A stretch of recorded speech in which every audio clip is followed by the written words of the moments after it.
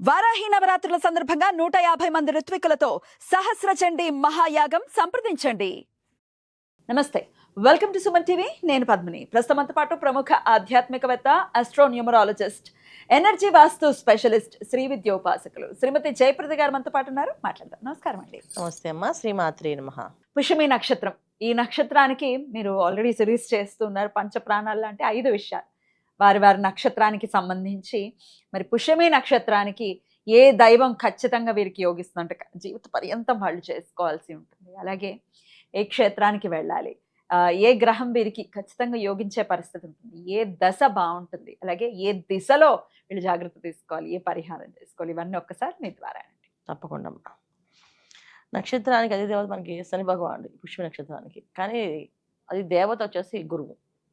So అందువల్ల ఏంటంటే ఈ నక్షత్రం ఉండే రాశి కర్కాటక రాశి, చాలా ఎమోషనల్ సెన్సిటివ్గా ఉండే రాశిలో ఈ నక్షత్రం పడుతుంది. కర్మాధిపతి ఎటువంటి ఎమోషన్ని ఆయన దారి ఇవ్వని ఆయన, ఆ నక్షత్రం వచ్చేసి కర్కాటక రాశిలో ఉంటుంది. సో అంటే ఏ ఎమోషన్కి ఆయన దారి ఇవ్వరు. అంటే కర్మ మనం ఏదైతే చేసుకున్నామో అది పుణ్యరాశి నుండి పాపరాశి నుండి అది నువ్వు తీసుకోవాల్సింది, అనుభవించవలసిందని ధర్మంగా ఆయన న్యాయంగా ధర్మరాజు ఎలా చేస్తాడు, యమధర్మరాజు ఎలా ఉంటాడు మనకి మరి అన్నగారు కదా శని భగవానుడు అలాగే ఉండాలి. అలాగే ఉన్నారు. అలాంటి నక్షత్రం వెళ్ళి చాలా ఎమోషన్, ఎదుటి వాళ్ళు చెప్పేదాని వెంటనే కరిగిపోయి ఇచ్చే ఎమోషన్ అయిన చంద్రుడు ఒక తత్వంలో, చంచల తత్వంలో పడిపోయింది అంట నక్షత్రం. దీనివల్ల వీళ్ళకి అన్ని విషయాలు కూడా కాస్త 5 నిమిషాలు, ఒక 10 నిమిషాల తేడాల్లో జారిపోతుంటాయి అదృష్టాలు. అది ఒక్క 5 నిమిషాలు నేను ఆలోచించుంటే ఈ పని అయిపోయేదేమో, నాకు ఆ ఆలోచన ఎందుకు మిస్ చేశాను అనే తత్వంలో వెళ్ళిపోతుంటుంది వీళ్ళకి. అంటే జస్ట్ రెప్పపాటి దారిలో అదృష్టం మిస్ అయిందంటారా, అలాంటివి జరుగుతుంటాయి ఎక్కువ. సో ఇది నక్షత్రానికి ఉండే మనకి క్వాలిటీ. అరే ఎక్కువ 90% కాస్త అలాంటి ఎప్పుడు ఎదుర్కొంటుంటారు వీళ్ళు. 10% బాగుంటుంది. సో 90% మాత్రం కొంచెం మనం ఇవి తీసుకోవాల్సిందే. స్లోగా ఉంది మా లైఫ్ అని ఎందుకంటారండి అసలు వీళ్ళు? అదే, ఎందుకంటే ఇప్పుడు చంచల స్వభావంలో కర్మాధిపతి స్థానంలో ఉన్నప్పటికీ కూడా ఆధీన దేవత ఎవరైతే ఉన్నారో గురువు శని భగవాన్ ఇద్దరు కూడా ఏంటంటే, గురువు పరీక్షిస్తుంటాడు, ఇస్తారు ఆయన. కానీ నీ సొంతంగా నువ్వేం చేస్తావు, నీ సొంత ఆలోచన ఏముంది. ఇప్పుడు ఒక మాస్టర్ గారు ఉన్నారు అనుకోండి, నీ సొంత తెలివితేటలో నువ్వు రాయండి. సిబిఎస్ సిలబస్ మనకి అవే కదా, మీ సొంత తెలివితేటలో మీరు రాయండి అంటారు. స్టేట్ సిలబస్ ఏంటి, వాళ్ళు థియరీ ఇచ్చేస్తారు, ఈ థియరీ నువ్వు ఫాలో అయిపో అని చెప్తుంటారు. ఈ ఫాలో అయిపో అనే తత్వాన్ని అనేది ఏంటంటే, శని భగవానుడు కర్మాధిపతి కనుక ఆయన ఏదైతే ఉందో అది మీరు ఫాలో అవ్వాల్సింది, దాన్ని నేనేం మార్చను అని చెప్తారు. గురువు ఏంటంటే, నీ చేత్తు నువ్వేనా దాన్ని చేసి మార్చగలవేమో, ప్రయత్నం చేయి అని చెప్పి వదిలేస్తారు. సో 2 ఉండడం వల్ల స్లో అండ్ లైఫ్ అనేది స్లో అండ్ స్టడీగా వస్తుంది.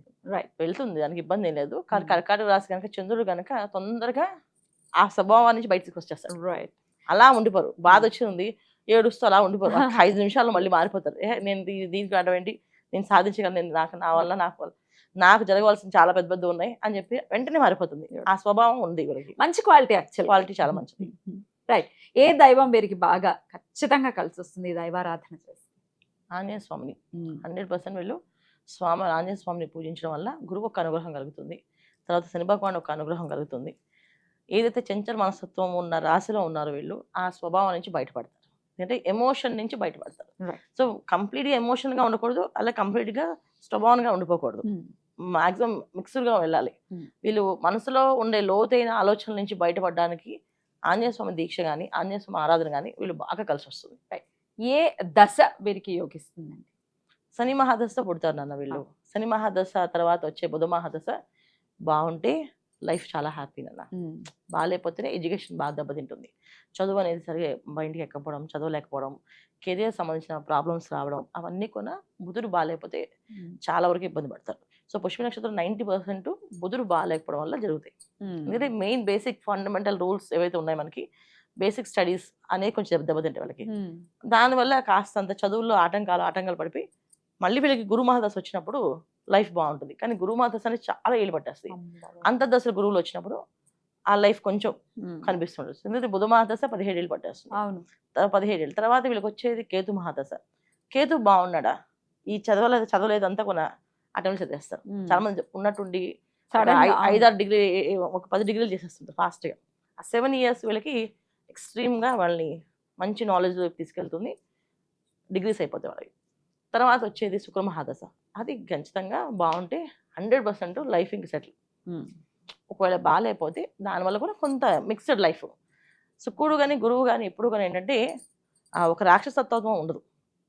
ఒకరు బాగున్నా బాగాలేకపోయినా ఆ దశ బ్యాలెన్స్కి వెళ్ళిపోతుంది.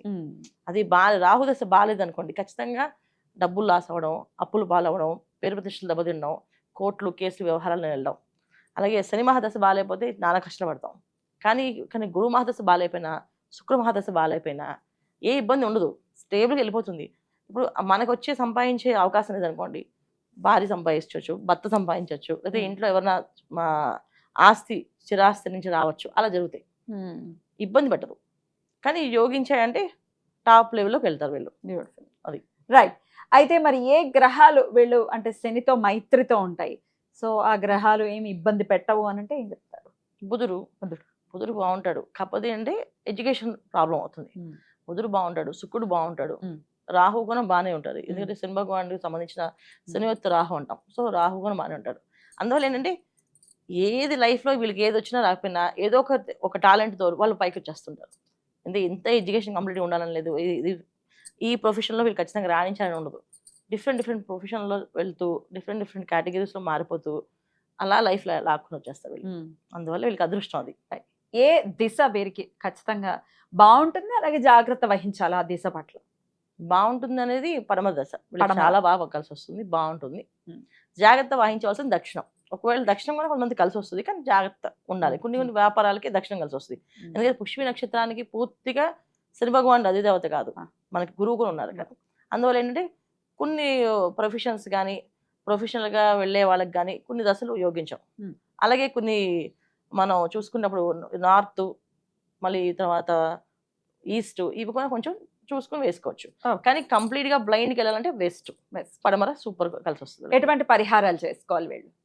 ఖచ్చితంగా ఆంజనేయ స్వామి అనుగ్రహం కావాలి కనుక ప్రతి శనివారం ఆంజనేయ స్వామికి ఆకు పూజతో పూజ చేయించడం, అరటిపళ్ళు నైవేద్యం ఇవ్వడం, తర్వాత తైలం దీపారాధన కోసం నూనె ఇవ్వడము, తర్వాత బెల్లం నైవేద్యం, అప్పాలు చేయడానికి నైవేద్యానికి బెల్లం ఇవ్వడం, నువ్వుల నూనె, బెల్లము, తమలపాకులతో పూజ, అరటిపళ్ళు నైవేద్యం, ఇవి ఇస్తూ ఉంటే లైఫ్లో ఎటువంటి ఇబ్బంది వచ్చినా సరే ఆ వారం ప్రతి వారం ఇవ్వడం వల్ల ఆ వారం అంతా హ్యాపీగా వెళ్తాం చేస్తున్నారు వీళ్ళు. బ్యూటిఫుల్, చాలా చక్కగా తెలియజేశారండి, కృతజ్ఞతలు. ఇక నెక్స్ట్ వీడియోలో ఆశ్లేష నక్షత్రం గురించి తెలుసుకుందాం.